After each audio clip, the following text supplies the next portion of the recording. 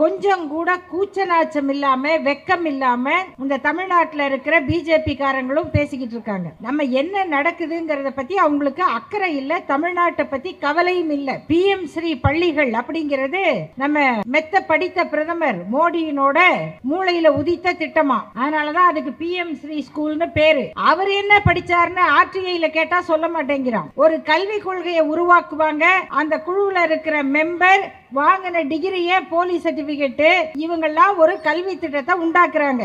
அந்த கல்வி திட்டத்துக்கு பேரு நேஷனல் எஜுகேஷன் பாலிசி. 3வது படிக்கிற குழந்தைக்கு பப்ளிக் எக்ஸாம், அடுத்து 5வது படிக்கிற குழந்தைக்கு பப்ளிக் எக்ஸாம், 8வது படிக்கிற குழந்தைக்கும் பொது தேர்வு. ஒன்னே விட்டுட்டாங்க, பால் பாட்டில கழுவும் போது குழந்தைக்கு பப்ளிக் எக்ஸாம் உண்டு.